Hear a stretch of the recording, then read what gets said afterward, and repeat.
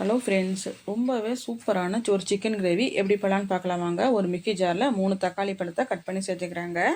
10 பல் பூண்டு, 2 இன்ச்சுக்கு இஞ்சி சேர்த்துக்கலாம். மல்லியும் புதினாவும் சேர்ந்து ஒரு கைப்பிடி அளவு நல்லா வாஷ் பண்ணி சேர்த்துக்கலாங்க. இப்போ இதை க்ளோஸ் பண்ணிவிட்டு இதை நல்லா அரைச்சி எடுத்துக்கலாம். இப்போ பார்த்தீங்கன்னா இதை சுற்றி வர நல்லா வலிச்சு விட்டுட்டு நல்லா அரைச்சி எடுத்துகிட்டு அது ஒரு பக்கமாக வச்சிடலாம். வேறு ஒரு கடாயில் தேங்காய் எண்ணெய் சேர்த்துருக்குறாங்க. 1/2 டீஸ்பூன் சீரகம், 2 பெரிய வெங்காயத்தை கட் பண்ணி சேர்த்துருக்குறேன். இப்போ இதை நல்லாவே வதக்கிக்கலாம். கலர் மாறுற வரைக்கும் இப்போ நல்லா இதை வதக்கிக்கலாங்க. அதுக்கப்புறமா 2 டீஸ்பூன் மிளகாத்தூள், 2 டீஸ்பூன் மல்லித்தூள், 1/4 டீஸ்பூன் மஞ்சத்தூள், 1/2 டீஸ்பூன் சீரகத்தூள், இது எல்லாத்தையுமே இந்த வெங்காயத்தில் போட்டு 2 வதக்கிக்கலாம். கொஞ்சம் ட்ரை ஆகிற மாதிரி இருக்கும். இப்போ நம்ம அரைச்சி வச்சுக்கிற பேஸ்ட் எடுத்து அதில் ஊற்றிக்கலாம்.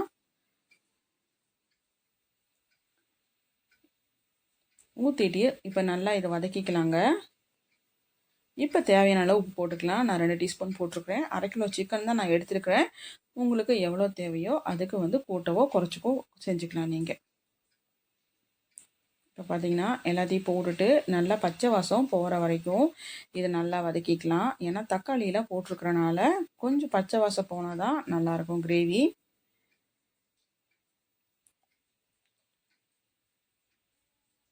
பார்த்தீங்கன்னா இப்போ இந்த மாதிரி நல்லா வதக்கிக்கலாம். நல்லா சுருண்டு வரணுங்க மசாலா.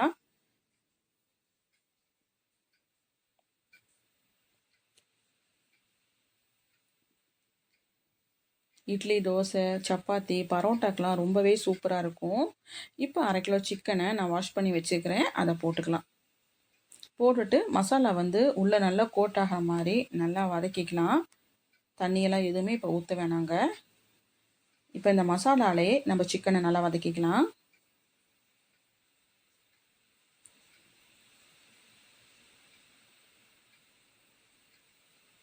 இந்த மாதிரி நல்லா கலரி விட்டுக்கலாம். சீக்கிரமாகவே செஞ்சிடலாம். ஒரு 20 நிமிஷத்துலேயே நம்ம இந்த டிஷ்ஷை நம்ம செஞ்சிடலாம். இப்போ பார்த்தீங்கன்னா க்ளோஸ் பண்ணி வச்சுட்டு இப்போ ஓப்பன் பண்ணி பார்த்தாலே அதிலே கொஞ்சமாக தண்ணி விட்டுருக்குது. இப்போ ஒரு கலரி விட்டுக்கலாங்க.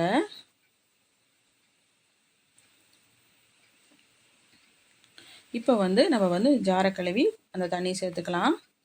சேர்த்துட்டு இது நல்லா கலரிக்கலாம்.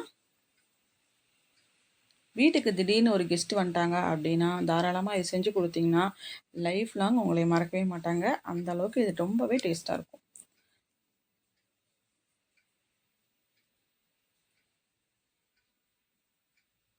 மறுபடியும் நம்ம க்ளோஸ் பண்ணி வச்சிடலாங்க. ஒரு 10 நிமிஷத்துக்கு இதை க்ளோஸ் பண்ணி வச்சிடலாம்.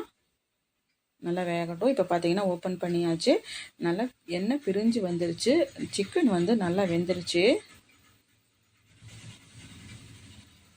இப்போ பார்த்தீங்கன்னா நம்ம ஒரு மிக்ஸி ஜாரில் 4 டீஸ்பூன் தயிர் சேர்த்துக்கிறேங்க. அதுக்கப்புறம் பார்த்தீங்கன்னா 6 பாதாம் பருப்பை தண்ணியில் ஊற வச்சு வச்சுக்கிறேன். 1 டீஸ்பூன் கசகசா அதையும் தண்ணியில் ஊற வச்சு வச்சுக்கிறேன். எல்லாத்தையும் 3 பொருளையும் சேர்த்து நல்லா அடிச்சுக்கலாங்க. நல்லா ஒரு க்ரீமி டெக்ஸ்சர் கிடைக்கும் இது. இப்போ அதை இதில் சேர்த்துக்கலாம். இது ஒரு டிஃப்ரெண்ட்டான டேஸ்ட் கொடுக்கும் கிரேவிக்கு. பார்த்திங்கன்னா இதில் சேர்த்துக்கலாம். முந்திரி இருந்தால் கூட போடலாம். என்கிட்ட முந்திரி இல்லை, நான் போடலை.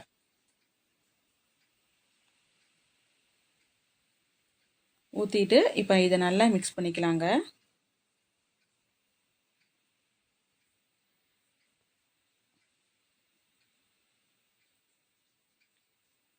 ரெண்டு டீஸ்பூன் இது கூடவே நம்ம சிக்கன் மசாலா போட்டுக்கலாம். வீட்டில் அரைச்சதாக இருந்தாலும் சரி, கடையில் வாங்குறதா இருந்தாலும் சரி, 1 டீஸ்பூன் பக்கம் போட்டுக்கலாங்க. போட்டுட்டு இதை நல்லா மிக்ஸ் பண்ணிக்கலாம்.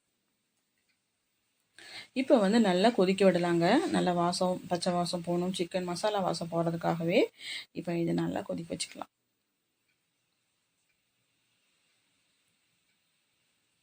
ஃபைனலாக கொத்தமல்லியில் தூவிக்கலாம். தூவிட்டு நான் மறுபடியும் மூடி போட்டு க்ளோஸ் பண்ணிவிட்டு ஒரு 10 நிமிஷத்துக்கு லோ ஃப்ளேமில் இருக்கட்டும். நல்லா எண்ணெய் பிரிஞ்சு வரும்போது சூப்பராக இருக்கும். பார்த்தீங்களா, சூப்பராக நமக்கு க்ரீமியாக ரெடி ஆயிடுச்சு. அட்டகாசமான சிக்கன் கிரேவி. மறக்காமல் நீங்கள் ட்ரை பண்ணி பார்த்துட்டு எப்படி இருக்குன்னு உங்கள் கமெண்ட்டில் சொல்லுங்கள். வீடியோ பிடிச்சா லைக் பண்ணுங்கள், ஷேர் பண்ணுங்கள், மறக்காமல் ஃபாலோ பண்ணிவிட்டு சப்ஸ்கிரைப் பண்ணிக்கோங்க. தேங்க்ஸ் ஃபார் வாட்சிங்.